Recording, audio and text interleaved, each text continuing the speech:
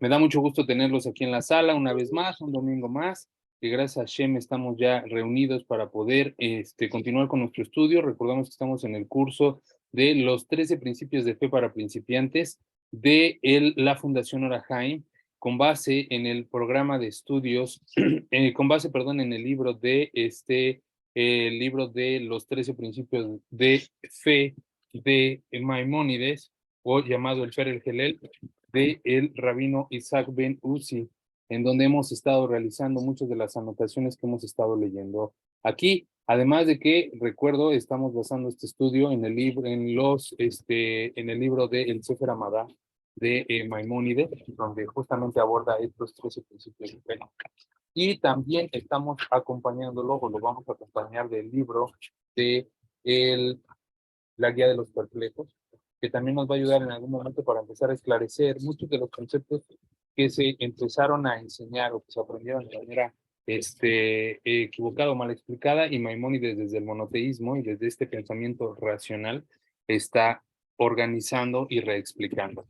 La clase pasada tuvimos una aproximación más profunda al tema sobre el primer principio de fe, que es el que estamos estudiando, que es la existencia de Dios, que dice: yo tengo la convicción certera que el Creador, bendito sea su nombre, crea y dirige todas las criaturas, y él solo hizo y hace y hará todas las cosas. Este principio habla sobre la existencia de Dios. Y hemos venido hilando este conocimiento de tal forma que nos podamos ir estructurando un verdadero saber, no solamente un creer. Y con eso tuvimos que hacer primero un preámbulo para poder hacer esta distinción entre estos tres niveles de conocimiento: creer, saber y conocer, para poder saber en qué categoría vamos a tener este conocimiento de Dios, que no puede alcanzar únicamente con quedar en el creer, sino debe de llegar hasta el conocer, es decir, hasta la aproximación más amplia que podamos llegar que podamos alcanzar por medio de nuestro propio intelecto. ¿Por qué? Porque justamente tenemos un intelecto, el cual es un atributo particular del ser humano y que tiene la capacidad de expandirse y de comprender más su realidad. Por lo tanto, su objetivo no solamente es para entretenerlo, sino para desarrollarlo, para interiorizarlo y para comprender mejor la existencia en la que se ve envuelto, esta existencia material a través de la cual la existencia espiritual se manifiesta, ¿no? Y a partir de esa observación, y a partir de de ese conocimiento o de esa base, eh, sabemos que tenemos que percibir el mundo espiritual a través el mundo físico, y la existencia del creador a través de lo material. Y para poder acceder a ello es que utilizamos una de las herramientas de la ciencia, de la ciencia no a priori, sino la ciencia del conocimiento lógico, deductivo, que es el razonamiento, ¿no? Y ahí es cuando empezamos nosotros, a partir de esa metodología, a abordar el estudio. ¿Por qué? Porque el principal racionalista del pueblo judío es justamente el autor de estos 13 principios, que es Maimónides. Y la clase pasada abordábamos las primeras aproximaciones lógicas sobre este tema y decíamos que vamos a comprobar de manera lógica, vamos a hacer aproximaciones lógicas que se les llama silogismos o axiomas, que nos permitan, a partir de axiomas, que nos permitan conocer una verdad, y que por medio de este sistema de axiomas podamos aproximarnos a un conocimiento. ¿Cuál conocimiento? Bueno, el conocimiento de la existencia de Dios. Y pusimos tres ejemplos. El primero fue el axioma o el principio fundamental de cómo se encuentra compuesta la necesidad del hombre para poder vivir en este mundo, es decir, cuáles son las necesidades materiales de las cuales requiere suplirse de manera inmediata e invariable para su existencia, y dijimos que era alimento, era agua y que era oxígeno, y que cuando observamos todo lo creado de manera paralela, se encuentran estos tres elementos en las mismas proporciones que el hombre los necesita. Es decir, que un hombre puede pasar 40 días sin poder comer, pero no puede pasar más de 2 semanas sin beber agua y ni menos de 5 minutos sin poder respirar oxígeno. En la misma proporción se encuentran disponibles estos elementos. ¿Por qué? Porque el 30% del planeta es una superficie terrestre en donde se produce alimento, en donde podemos encontrar los nutrientes que requerimos para poder alimentarnos. Sin embargo, el 70% de este mundo, de este planeta, es agua. Está en la misma proporción en la que la necesitamos.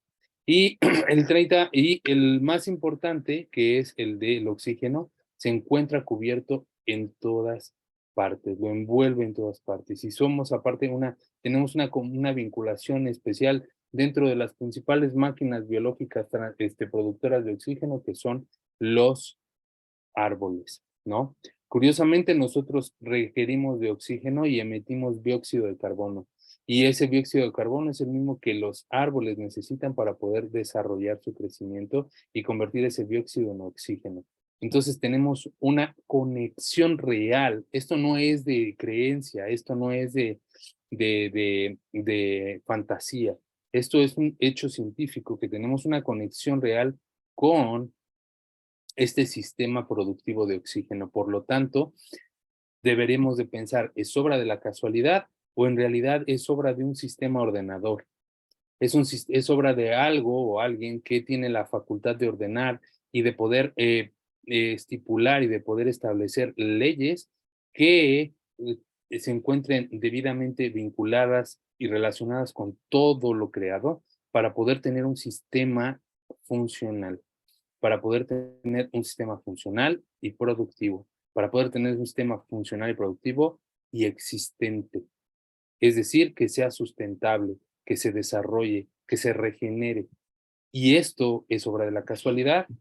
Mucha gente dirá, es obra de la naturaleza, es obra de las leyes naturales, pero siempre tendremos que hacernos la pregunta, ¿quién ha dictado esas leyes?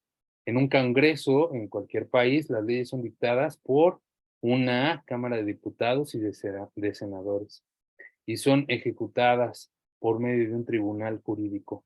No existen por sí solas, sino parten del análisis y la configuración de una sociedad, de un grupo de personas que dicen y establecen ciertos reglamentos, regulaciones para poder asegurar una coexistencia en paz. Es lógico pensar entonces que algo o alguien, una inteligencia superior, ha dictaminado dichas leyes naturales, que no solamente son obra de la casualidad, de que todo funciona así, sino que es obra de una inteligencia la cual es más está fuera de de nuestro propio comprender, de nuestra propia comprensión, para poder dictaminar exactamente qué es eso. Lo que mencionaba el estimado William hace un momento en la participación de opiniones es justamente eso, ¿no? Que en la medida de lo que nosotros hemos conocido la palabra Dios, la hemos caracterizado, le hemos dado atributos masculinos o le hemos dado atributos físicos como humanización, en la cual la circunscribimos a un personaje, a un dibujo, a una imagen. Sin embargo, este curso tiene el propósito de descubrir que Hashem, el creador, el nombre, Akadosh Baruj Hu, llámenlo como quieran, todos estos nombres son muy apropiados. Él es el creador de todo y principalmente Él es la causa de todas las causas. Y vamos a continuar en esta clase avanzando sobre de este tema. ¿Por qué? Porque la intención es que podamos concluir de manera satisfactoria este principio número 3, comprendiendo el primero de los principios, que es la existencia del creador. Hablábamos en clases anteriores que las herramientas de un monoteísta son la observación, las preguntas, el espíritu crítico y el sentido común. La observación, las preguntas, el espíritu crítico, perdón, y el sentido común. Por lo tanto, nosotros no vamos a partir de bases únicamente sin fundamento, sino que nuestro deber es observar y cuestionarnos, mirar y preguntarnos, investigar y respondernos. ¿Para qué? Para que por medio de nuestro intelecto tratemos de aproximarnos lo más posible hacia el conocimiento de lo divino, que es sinónimo de la existencia del creador. En la medida en la que nosotros nos desarrollemos y nos vinculemos con este conocimiento o aproximemos a este conocimiento, vamos a empezar a desarrollar una verdadera conexión con el creador. Y eso va totalmente ajeno a cualquier tipo de sistema religioso. Eso va totalmente ajeno a cualquier tipo de doctrina o religión, sino habla simplemente del desarrollo del hombre a través de lo primero que le ha dado al ser humano, que es su capacidad de entender, su intelecto, ¿de acuerdo? No es casualidad que la tengamos. Sin embargo, sí soy muy puntual, no es la única forma de aproximarse hacia el Creador. Esta que estamos optando nosotros es el camino que considera la Fundación necesario para aquellas personas que vienen saliendo de otras doctrinas en donde se les han presentado conceptos de Dios de forma distinta y que ahora se necesita aterrizar de una manera muy real, más práctica, la existencia del Creador. Vuelvo a repetirlo, no es la única forma. También puedes experimentar la presencia del Creador de otras formas, pero el método que estamos utilizando nosotros en este momento es con el objetivo de poder sentirnos de una manera, de dejar un poco a un lado la ilusión y la fantasía para aterrizarnos en nuestra realidad y saber que a través de nuestro entorno también podemos encontrar la existencia del Creador y podemos comprobarla. Y trajimos varios ejemplos con eso. Dijimos ahorita uno. También hablamos sobre la ordenación de una empresa y cómo no es obra de la casualidad que dicha empresa esté así para poder generar un producto. La lógica, la logística, la ordenación del funcionamiento de las leyes naturales se encuentran íntimamente relacionadas con las necesidades del ser humano, de la misma manera que las leyes y ordenaciones de una empresa se encuentran íntimamente relacionadas con sus objetivos de producción. Es decir, que todo el sistema productivo de cualquier empresa, fábrica o cadena de producción tiene el objetivo de poder producir y generar una riqueza. De la misma manera, la naturaleza, estas leyes naturales que nosotros llamamos, tienen una ordenación lógica que se encuentra íntimamente relacionada con las necesidades del ser humano. Es decir, que no están ajenas a las necesidades del hombre, sino que más bien se encuentran vinculadas a su existencia y que por lo tanto funcionan de esa manera. Por lo tanto, los procesos para poder adquirir, para poderlos adquirir las riquezas y todos los nutrientes y todo lo que se requiere de este mundo ordenados por la inteligencia que es llamada Dios, se encuentran debidamente dirigidas por su propia voluntad. ¿Qué quiere decir esto? Que no está desvinculada a las leyes de la naturaleza. Será un error. Existen varios niveles de ateos. Muchas personas dicen, yo no creo en Dios. Y no es que no crean en Dios, sino no creen en el Dios de las religiones, ¿no? ¿Por qué no creen en el Dios católico, no creen en el Dios cristiano, no creen en el Dios de Buda, no creen en ningún Dios de ninguna religión? Por eso dicen, yo no creo en Dios. Y ellos, de hecho, están más próximos a conocer a Dios que cualquier otra persona que se encuentre en un sistema religioso. ¿Por qué? Porque tienen la predisposición de comprender a través de este principio lógico razonable el mundo. Regularmente ellos dicen, yo no creo en Dios, yo creo en las fuerzas naturales. Yo creo en la lógica, yo creo en lo que la ciencia puede comprobar. Entonces, este tipo de ateos realmente se encuentran más próximos a poder comprender la esencia misma del Creador que una persona que se encuentra dentro de un sistema religioso que a su propio juicio considera que se encuentra cerca de Dios, ¿no? Dice, es que yo sí voy a la iglesia, es que yo sí me encuentro en conexión con Dios, porque yo sí voy al templo y danzo y canto y lo alabo y en el coro de la iglesia yo soy el que toca el pandero y con en Una la tradición cultural ahí. Piensan que por ser una tradición cultural, precisamente eso se les acerca al Altísimo o alguna cosa por el estilo. exactamente. Se vuelve justamente algo, un saber, un conocimiento o una creencia, un creer cultural que se adquiere de manera oral, por costumbre del lugar, por costumbre de la cultura, por costumbre de la comunidad social en la que se encuentra, y asumen que eso es estar en proximidad con el Creador. Pero en realidad no han llegado a estos niveles de comprensión, ¿no? No quiere decir que no puedan aproximarse también con el Creador, eso es una realidad. Puede ser que sí, porque al final del día el Creador está presente en todas partes y Él utiliza y observa todas las cosas de su manera. Aunque nosotros digamos, no, es que Él está alejado de Dios, vamos a entender más adelante que esa idea de alejado, de proximidad y cercanía con Dios, es una mala concepción de simplemente la misma esencia del Creador. Cuando veamos en el principio número 3 que Hashem no tiene límites. Por eso cuando una persona dice, no, es que tú estás en el camino perdido porque estás alejado de Dios, regresa al camino y al sendero, acércate al Creador. En realidad no conocen la esencia de Dios, no conocen realmente una de sus propiedades, que es la trascendencia y la inmanencia, y también la eternidad. Algo que es eterno no tiene límites. Algo que es eterno no tiene ni principio ni fin. Y si no tiene ni principio ni fin, no tiene un límite. Por lo tanto, en relación a qué estoy más cerca o lejos, lo vamos a ver con profundidad en la clase en el principio número 3. Pero estos niveles de ateo que dicen, yo no creo en Dios, yo creo en las fuerzas naturales, yo creo en el cosmos, yo creo en la fuerza del universo, yo creo en las frecuencias, yo creo en las energías, en cierto modo, están aproximándose solamente a los funcionamientos de este mundo, de los cuales no se encuentran desvinculados de Dios. Muchas veces la gente dice es que la naturaleza, la madre naturaleza es la que ordena las cosas, ¿no? Pero ¿quién ordena a la madre naturaleza? Como si fuera ella solamente, ¿no? En realidad existe algo que debe de ordenarla, ¿no? Es un sistema, una herramienta que ordena este mundo, pero ¿quién es la mano en esa herramienta? Es como cuando uno rompe una tubería y le pide al fontanero que venga a reparar la tubería.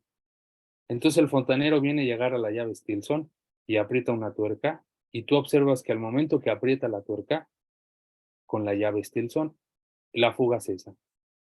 Y tú dices, wow, increíble, esa llave tiene poderes mágicos, hay que adorarla y servirle.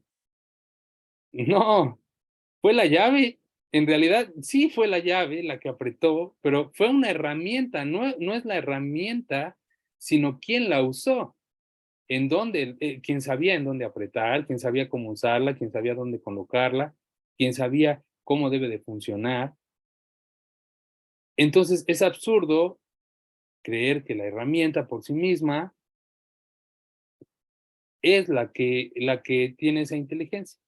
Lo mismo pasa con las personas que se quedan en el nivel de conocimiento del funcionamiento de la naturaleza y creer que la naturaleza es la proveedora. Están en el nivel de conocimiento de adorar a la herramienta, adorar a la llave Stilson.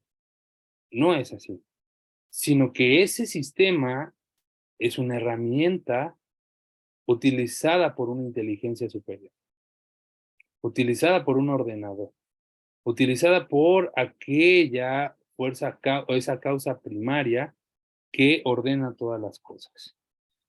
El cuerpo humano es otra muestra de la organización del funcionamiento de este sistema complejo. Lo abordábamos la clase pasada y también lo trae la Torah como ejemplo en el libro de Job, en su capítulo 19, versículo 16. Dice, a través de mi cuerpo contemplaré a Dios. Job capítulo 19, versículo 16. A través de mi cuerpo contemplaré a Dios. ¿Qué quiere decir Job con esto? El movimiento de nuestro corazón, lo mencionaba en la clase pasada, y las partes del cuerpo son un movimiento constante. Sin embargo, el corazón es un músculo que a diferencia de los demás no se desgasta. Es decir, que no requiere de una pausa, no requiere de tiempo. Es un músculo que constantemente late en nuestra vida. Y veíamos la clase pasada, ¿cómo es posible que el corazón lata de manera independiente a mi conciencia? ¿Cómo es posible que siga latiendo aún cuando yo no voy a dormir? ¿Cómo es posible que siga latiendo aún después de que yo quedo en coma y ya no tengo una conciencia, pero mi corazón sigue latiendo? ¿Cuál es esa fuerza que empuja a que mi corazón siga ese movimiento? ¿Qué lo controla? ¿Qué lo dirige? Queda claro que debe de ser una esencia, debe de ser una energía, o debe de ser algo que se encuentra ajeno a mi voluntad, que lo impulsa al movimiento. Porque en la calidad de músculo, ese órgano no se desgasta.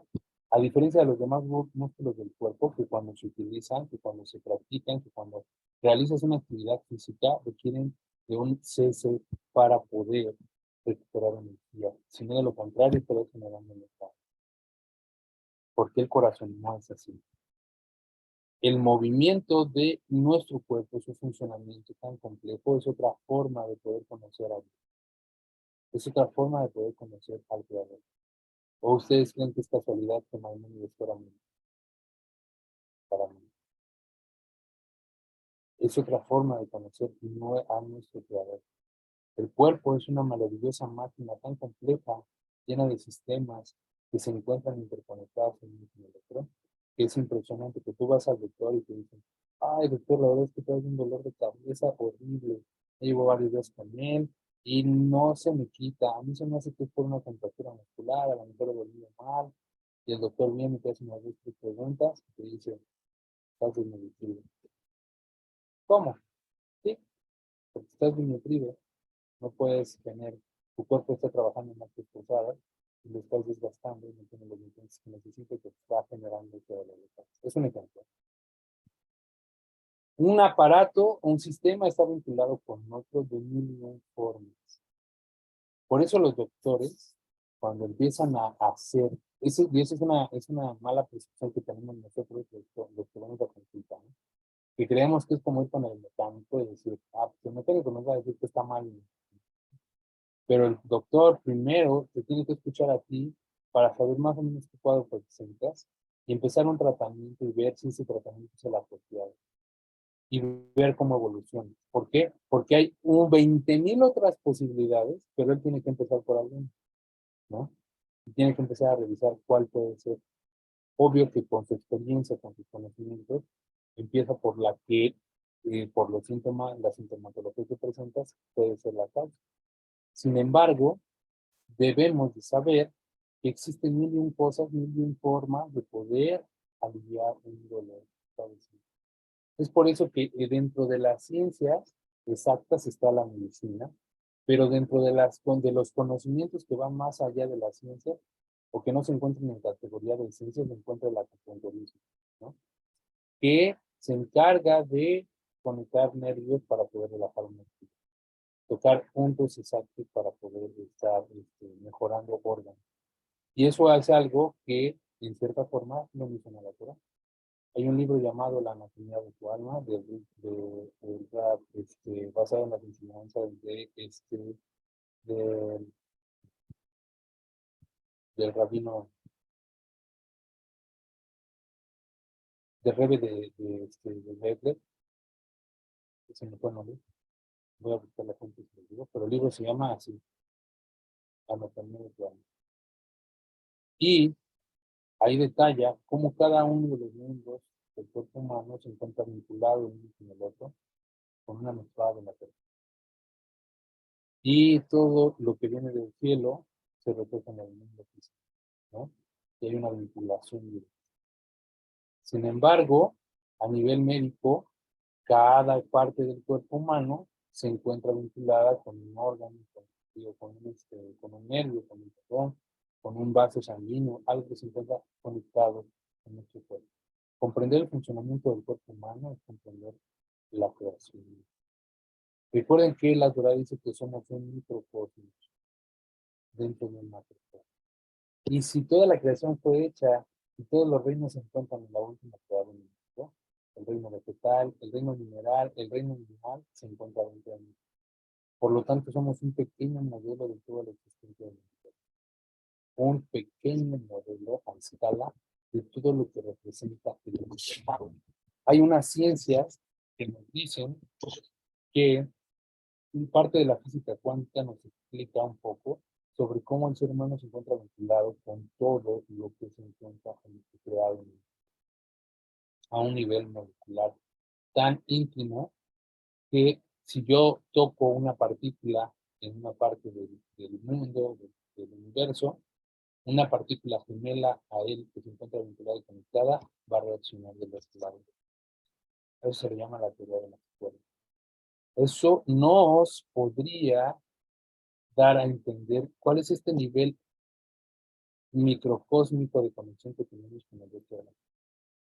Es decir, que no estamos desvinculados de todo lo que nos rodea, sino estamos en una vinculación mucho más intrínseca, mucho más íntima de la que nos tenemos. Pero que como no reflexionamos en ello, nos sentimos ajenos a todo lo que hay. Sin embargo, no es otra cosa que una ausencia de conocimiento. Si nosotros ampliáramos el conocimiento del cuerpo humano, podríamos darnos cuenta de cómo estamos tan vinculados al uno y cómo afectamos el uno.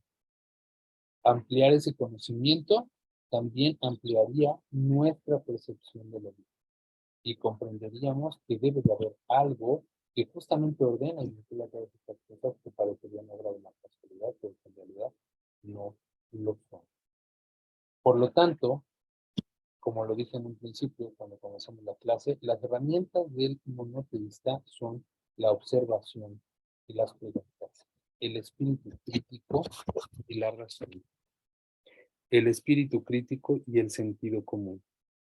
Las herramientas del monoteísta son la observación, las preguntas, el espíritu crítico y el sentido común. No es únicamente partir de lo que... Permítanme un minuto, por favor.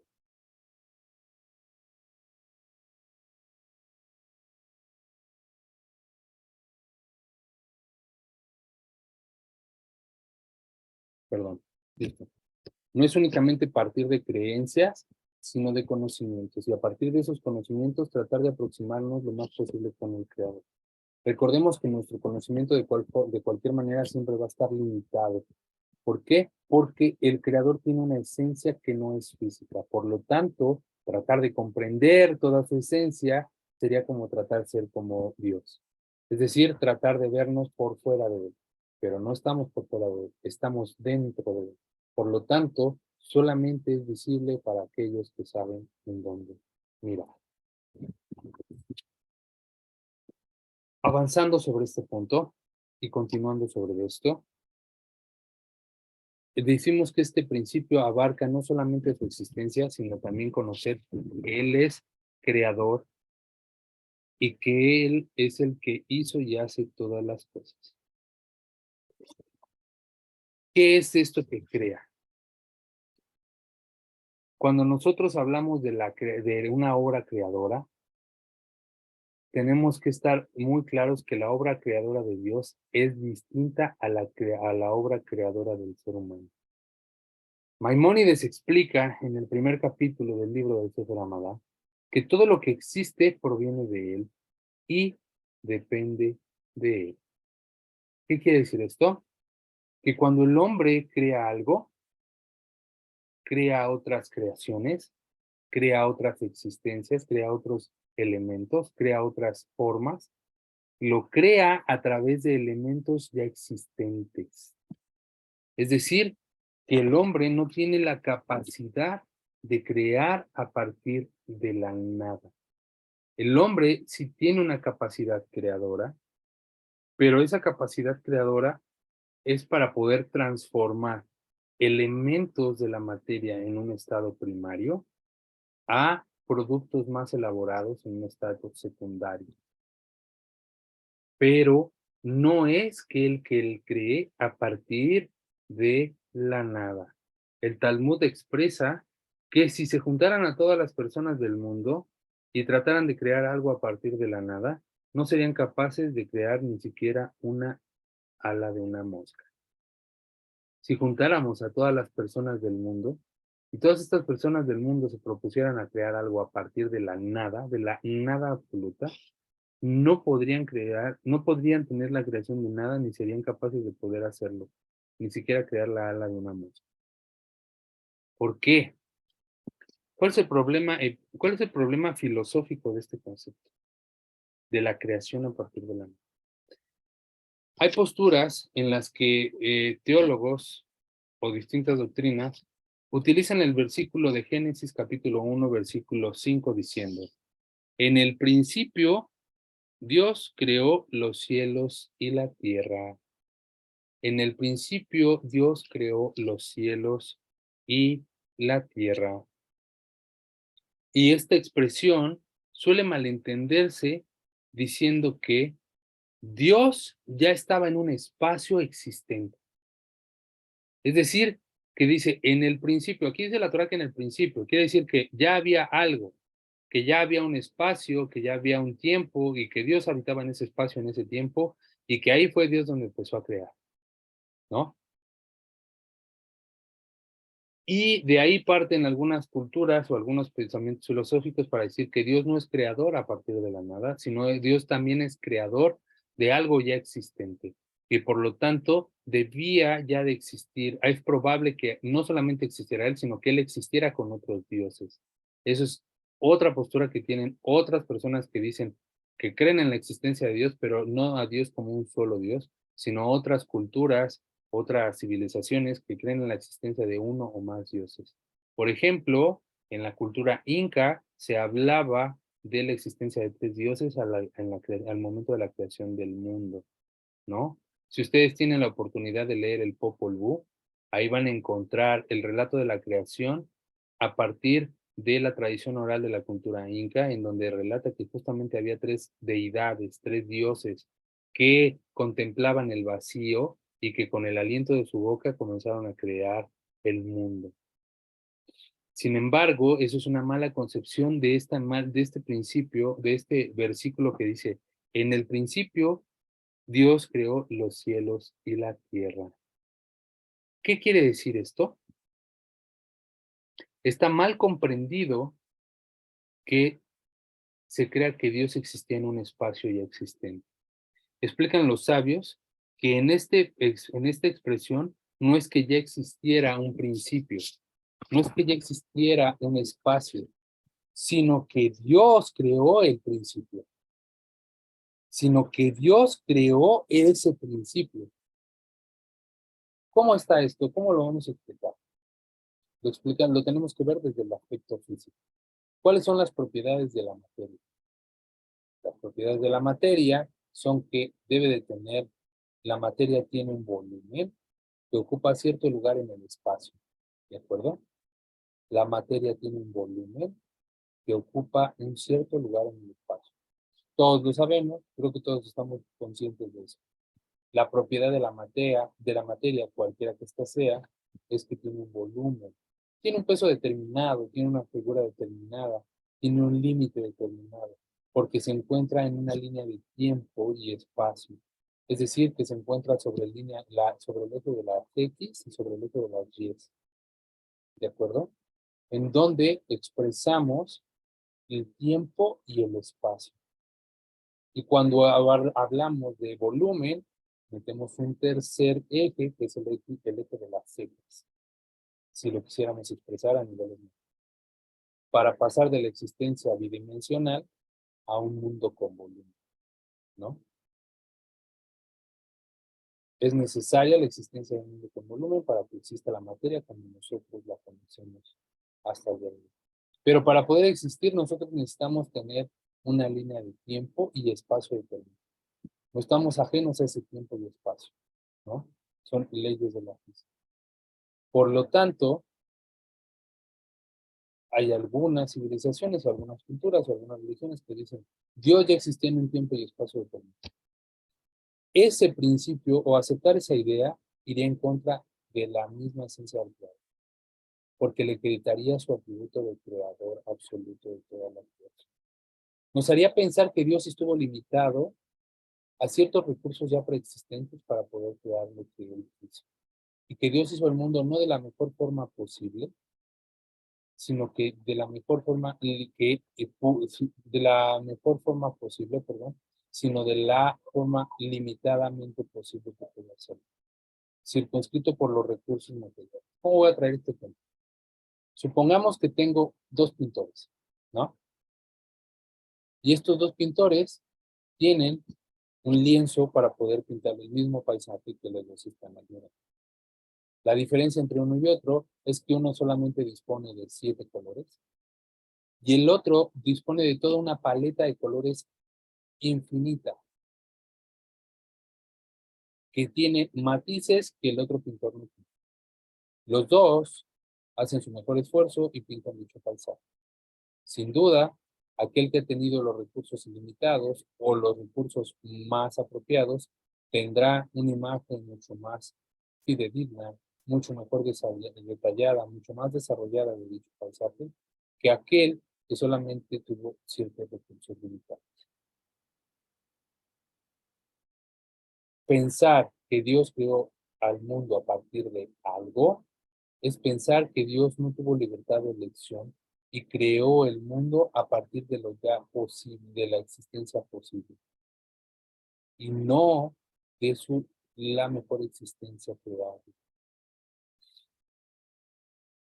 Por eso los sabios nos enseñan que en el versículo 5 de Bereshit, cuando dice en el principio, no quiere decir que que él ya estaba en un principio, en un espacio y empezó a crear.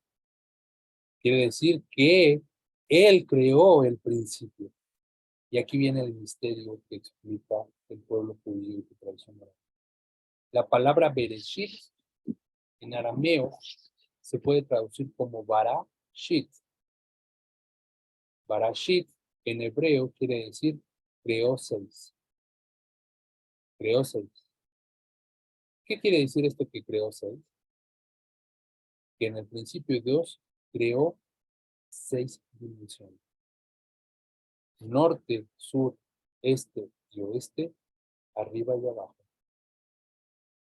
Es decir, que creó el mundo con volumen. Los sabios explican que en la primera palabra de la Torah ya nos está diciendo que Hashem creó, lo primero fue que creó seis dimensiones, cuatro puntos cardinales, el sentido de arriba y el sentido de abajo. Y con eso Dios creó el mundo con volumen. Por lo tanto, cuando leemos Bereshit, no debemos de leer Bereshit, sino los sabios nos explican, debes de leer Barashit, creó seis. Entonces dices, creó seis cielos y la tierra.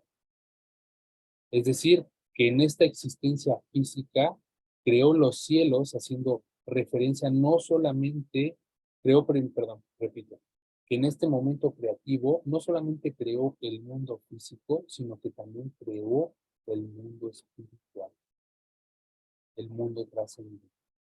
En ese momento él creó toda la existencia, no solo el mundo físico, sino también el mundo espiritual.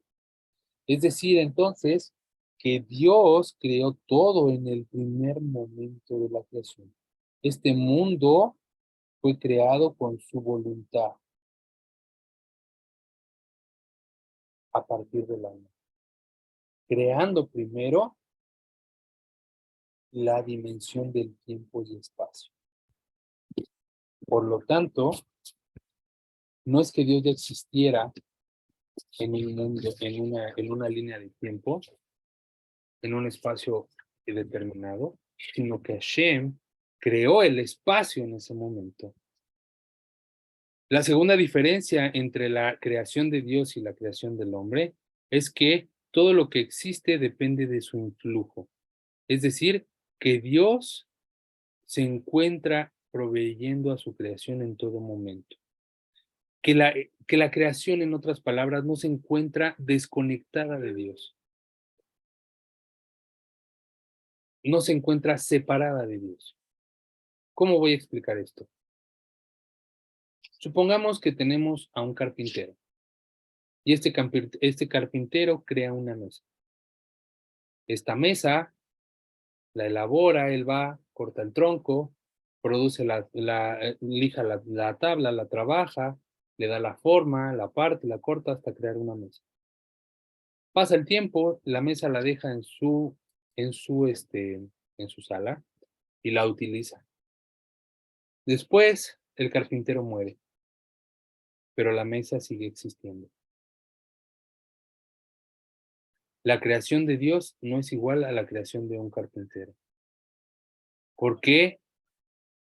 No requiere la creación la existencia del creador, en el caso del hombre. En el caso de la creación del hombre, lo creado por el hombre no requiere de la existencia de su creador. No así la creación del creador. Si el carpintero muere, si el carpintero la vende, si al creador le pasa algo, al creador de esa mesa le pasa algo, la mesa continuará existiendo sin problema alguno, ¿no? Su existencia no depende de la existencia de su creador. Sin embargo, la existencia de la creación sí depende de la conexión con el creador. Por eso es que Él es conductor y sostenedor del mundo. Es decir, que este mundo no se encuentra desvinculado de Dios. No es como decía el pensamiento aristotélico, que decía que si bien había un Dios que había creado el mundo, ese Dios ya no se encuentra atendiendo este mundo. Se desvinculó, lo creó y lo olvidó. Lo dejó a su suerte y entonces la humanidad lo desarrolló y lo llevó a lo que es. Esa es una idea aristotélica, en donde se creía que Dios estaba ya desvinculado de este mundo. Y eso es un error. Maimónides nos explica que toda la creación se encuentra vinculada intrínsecamente a un influjo divino que requiere de estar constantemente recibiendo este influjo para poder existir. Es por eso que Dios es conductor del mundo, porque Él conduce al mismo tiempo con su influencia divina constante, ya que si alguien llegara y retirara la presencia de Dios de este mundo colapsaría y dejaría de existir. Digamos que el Dios es al mundo como el alma es al cuerpo. Si el alma fuera retirada del cuerpo del hombre, el hombre dejaría de existir. Si la presencia divina fuera retirada de el mundo dejaría de existir. De la misma manera que al arrojar una piedra, otro ejemplo, vamos a ocupar otro ejemplo, para que nos quede más clara esta idea. Supongamos que tomo una piedra y esta piedra yo la lanzo con todas mis fuerzas hacia el aire. Esa piedra va a estar conectada a mí en la medida que la fuerza que yo le imprimí en su movimiento se vaya desacelerando. Conforme yo vaya viendo que la aceleración que yo le imprimí a esa piedra se va perdiendo, esa fuerza que nos vincula entre la piedra y mi persona se va a ir perdiendo. ¿Por qué se va a ir perdiendo? Porque hay una fuerza contraria que le va a permitir, que no le va a permitir continuar avanzando. ¿Cuál es esa fuerza contraria? La fuerza de la gravedad. Esa fuerza que atrae a los objetos hacia el suelo, ¿sí? Entonces, yo le imprimo cierta fuerza y hasta el punto en que esa fuerza llegue a su clímax, a su punto máximo, yo estoy conectado con la piedra. Pero en la medida en que esa otra fuerza jale la piedra hacia el suelo, esa piedra se está desconectando de mí y yo me estoy desconectando de la piedra. Sin embargo, no es lo mismo con la creación de Dios. La creación no tiene una autonomía. La creación no tiene una autonomía para su propia existencia, sino que requiere de un influjo constante, sino que requiere de un influjo divino constante que conduce y que sostiene toda su existencia.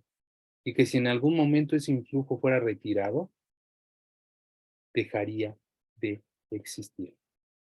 Vuelvo a repetir, como si el alma fuera retirada del cuerpo. De la misma forma que el alma es al cuerpo, Dios es al mundo. De esa misma forma se requiere de la existencia y la presencia del Creador para poder mantener a este mundo constante. Si no, vamos a la observación. Veamos un cuerpo que ha fallecido. Simplemente su corazón se dejó de latir. Y utilizaron todos los métodos de resucitación a la mano que conocemos hasta el momento para poder traer ese cuerpo, para poder traer a esa persona de vuelta. Pero no se logró. Simplemente su corazón se detuvo. ¿Cuál es la diferencia entonces entre el cuerpo de esa persona y el cuerpo de una persona con vida? Cuando ni siquiera ha habido ningún tipo de atrofiación en el cerebro o en ninguno de sus órganos. Pues la única diferencia que existe es que en una tiene aliento de vida y el otro no. La diferencia que existe es que ya no se puede hacer latir ese corazón de nuevo, porque a pesar de que se puedan intentar utilizar impulsos electromagnéticos para reanimar el corazón, simplemente esa fuerza que lo mantenía con vida se desprendió. Y aunque el cuerpo tiene exactamente los mismos elementos que el ser humano vivo, ya no es un ser vivo. El cuerpo ha quedado vacío, porque la presencia divina que habitaba en ese cuerpo se desprendió de él. Eso es una muestra de cómo la influencia divina, el influjo divino se encuentra presente en todo lo creado, en todo lo existente, en cómo toda la presencia de Hashem se vincula directamente con su creación. No estamos desvinculados con Dios. Y esto es algo que nos hace reflexionar, porque regularmente pensamos, cuando decimos, es que estoy buscando a Dios y quiero acercarme a Él, ¿a dónde miramos? Hacia arriba. Siempre vemos hacia arriba, pensando que Dios está en los cielos. Dios está aquí. Dios está aquí. Dios se encuentra aquí, en nuestro desarrollo de nuestro intelecto y en la medida en la que vayamos conociendo su funcionamiento. Y en la medida en la que conozcamos qué tan compenetrado y qué tan presente se encuentra en mi vida. Con esto concluimos el principio número 1 sobre la existencia del Creador. Trajimos comprobaciones lógicas que nos ayudan que nos ayudan a hacer aproximaciones con silogismos, con axiomas, para poder llegar a la comprobación de la existencia de una fuerza superior a la voluntad del hombre, que tiene la capacidad de crear a partir de la nada, que tiene la capacidad de ordenar con un propósito y que tiene la capacidad de conducir para mantener y sostener el mundo. Hasta aquí la clase de hoy. Si tienen preguntas, consultas o comentarios, con mucho gusto estoy a sus órdenes. Yo quería, bueno, primero estoy contenta porque Lisette, que es de Colombia, de Bogotá, está con Sarita reunida hoy presencialmente las dos en Chile. Y eso me da mucha felicidad. Bravo, felicidades. Qué gusto. Me emociona mucho que sean amigas, que generemos amigos, que se genere esa hermandad de grupo. Me parece súper chévere y qué rico que estén las dos allá reunidas. Les mando un fuerte abrazo a las dos, qué gusto que estén juntas, qué bueno que hagan eso. Sí, muchas gracias, qué chévere que estén allá. Cuando tú dijiste lo de que Dios, que todo lo que crea el hombre, la verdad me sorprendió y comencé a hacer análisis y veía hoy el halcón que vuela más rápido y lo ponían con un avión de esos de guerra, algo así como un Kafir. Y sí, tal cual, o sea, era la misma forma, las alas, la cola del ave, todo, ¿no? Entonces, de hecho, la aviación pues se la debemos a las aves, ¿no? Pues como el Correcto. principio.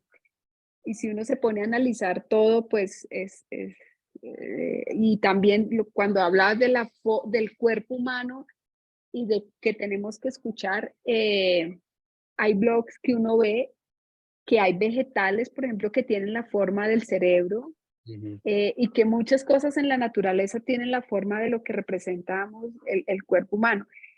Bueno, nunca se me ha quedado muy bien, pero creo que la cantidad de arterias y venas que tenemos son algo así como los 365 días del año y todo tiene una razón de ser, ¿sí? Entonces, la verdad que es como toda esa formación del todo, ¿no? Correcto. Y que no formaríamos ni el ala de una mosca, pues de verdad que sí, ¿no? Porque si miras toda la creación, todo se basa en algo creado que viene de la creación. Correcto. Sí, justamente. Entonces, eso me pareció. Muchas gracias, Clau. Justamente eso que mencionas es importante. Hay dos cosas que quiero rescatar de tu comentario. Primeramente, que muchas de las cosas que nosotros hemos desarrollado como tecnologías están basadas, en el caso de la aviación, están justamente basadas de la observación. del funcionamiento básico de las aves, ¿no? O sea, hubo quien observó que las aves volaban y dijo, ¿y por qué nosotros no? ¿Qué podemos hacer para poder volar? Y empezó a desarrollar todo su intelecto para poder imitar el movimiento de las aves. Y hoy por hoy podemos volar similar a las aves. Sin embargo, las aves pueden volar a velocidades y pueden alcanzar su movimiento de manera natural. Y nosotros lo tenemos que hacer a partir de ese desarrollo del intelecto, ¿no? Que justamente esa es la esencia por la que Dios nos creó, para poder desarrollar y para poder llevar más allá este mundo, ¿no? Pero partimos justamente de la observación de la naturaleza. Y también observar la naturaleza en donde podemos encontrar figuras similares a las del cuerpo humano. No sé si ustedes han escuchado sobre la secuencia Fibonacci y este número perfecto, que genera un ciclo creador.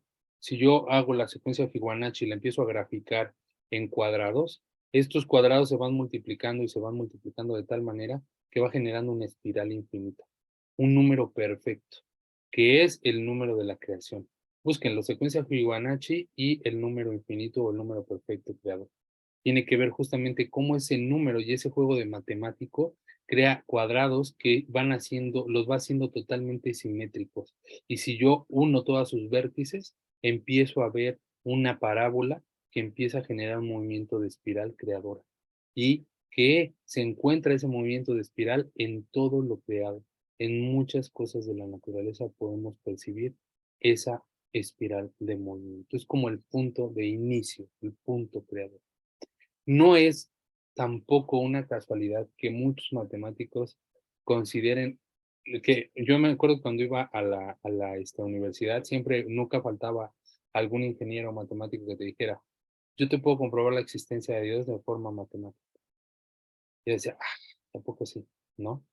Pero por medio de las matemáticas es que hemos podido comprender mucho sobre este mundo, ya que es otro tipo de lenguaje que nos ayuda a aproximarnos al funcionamiento de lo físico y por lo tanto nos da nuevas realidades. Por lo tanto, es importante que como monoteístas abramos nuestro conocimiento a nuevos saberes, a nuevos pensares. Eso es lo que nos va a permitir conocer más a Dios a ese nivel. ¿De acuerdo? Muy bien, Clau, muchas gracias por tu participación. Estimada Patricia, vi que tenía la mano levantada. Sí, sí, así es.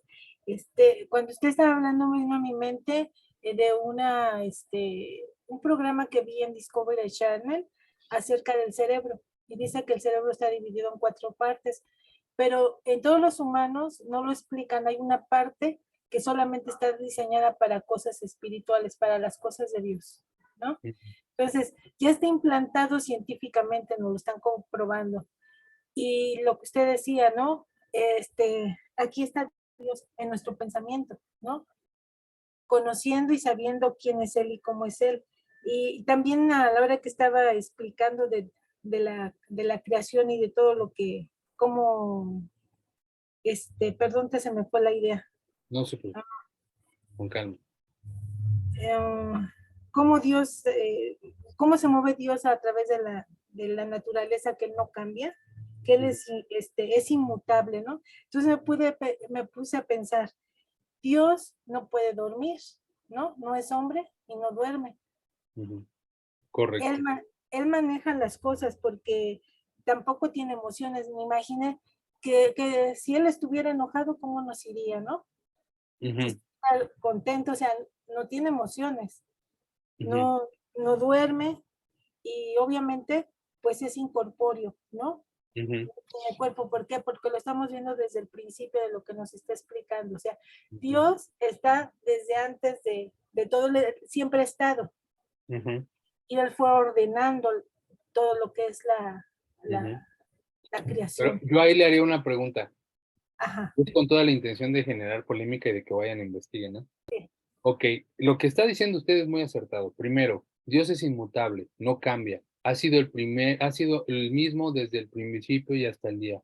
Siempre ha existido y siempre existirá y siempre será el mismo. No tiene la facultad, no le afecta lo que le afecta a la materia, es decir, que no perece, no se transforma, no tiene ningún tipo de transformación. No le acontece lo que le acontece a la materia. Pero entonces, ¿por qué la Torah nos dice que se encendió su furor? Se Sí, encendió su ira. según lo que he escuchado acerca de los rabinos, es que es una forma que nos habla en forma metafórica para que podamos entender, ¿no? Pero Las entender que, cosas a nuestro nivel, de que se enoja, ¿no? Que se pero si no es enoja. persona, ¿cómo se enoja? ¿Cómo tiene emociones? ¿Qué quiere decir que se enoja?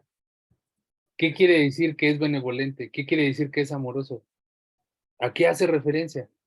Sí, son muchas las cosas. ¿A qué bueno, lo que yo puedo pensar en este momento, ¿no?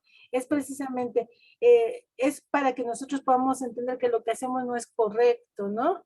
Que está fuera de lugar, porque sí habla la palabra que Dios se enoja, ¿no? Pero en comparación, ¿las cosas son correctas o incorrectas? ¿En comparación a qué las cosas son correctas o incorrectas? Según Dios. Bueno, a su palabra, ¿no? A lo que él estableció, a lo que él Ok. estableció, a lo que él Vuelvo estableció. a repetir, esto lo hago con toda la intención de Sí, generar no, esta está bien. discusión para que nos genere ese interés y que digamos, ¿a qué se refiere? Porque lo que acaba de usted decir es muy importante, su participación es muy importante, porque está diciendo que Dios no cambia, y eso es algo importantísimo que no debemos de perder de vista. Dios no cambia, no es humano para cambiar de opinión, dice la Torá, ¿no? No le acontece lo que le acontece a la materia, dice Maimónides. No tiene forma, no tiene propiedades físicas, por lo tanto, no tiene transformación. Entonces, si partimos de esa idea, ¿cómo explicamos estos pasajes de la Torá donde dice que se enciende su ira, se conmovió a benevolencia, que se encendió su furor? ¿Cómo lo explicamos? Ahí habla de procesos que tienen que ver con este sistema creador, que son importantes que comprendamos, pero eso lo vamos a ver justamente en el principio número 3 y 4 cuando lo abordemos, pero aplaudo muy bien, mucho su comentario y qué bueno que lo esté tomando en cuenta, pero sí hago esas preguntas con toda la intención de que se encienda el tit, ¿a qué se referirá? No, y está muy bien, ¿sabe por qué? Porque eso nos lleva a meditar más y a profundizar, ¿no? A hacernos preguntas. A mí me parece excelente, porque nos lleva a decir, hasta aquí lo entiendo, pero tengo que buscar más, ¿no? Porque hay Ujú, más que responder. Está muy correcto. bien. Perfecto, estimada. Muchísimas gracias. Bravo por su participación. Muy bien. Bueno, pues con esto estamos terminando la clase del día de hoy. Yo les agradezco mucho por haberse conectado, por haber estado en la clase, como siempre. Me da mucho gusto que estén participando. Todas las preguntas que tengan, compártalas en el grupo. Es importante que sean compartidas en el grupo. ¿Por qué? Porque de esa forma se estimula la participación. Otras personas pueden llegar a tener las mismas preguntas y ahí ya aprenden todo. Así que no se las guarden, compártanlas y socialicémoslas, ¿de acuerdo? Bueno, pues con esto terminamos la clase del día de hoy. Les agradezco mucho su conexión. Les deseo que tengan un excelente inicio de semana y que Hashem los bendiga y los multiplique en todo. Muchas Muchas gracias. Gracias, gracias. feliz Igualmente, noche. Gracias. bendiciones. Gracias, feliz Bendiciones noche a a todos. todos. Gracias, bendiciones. Buenas tardes para todos.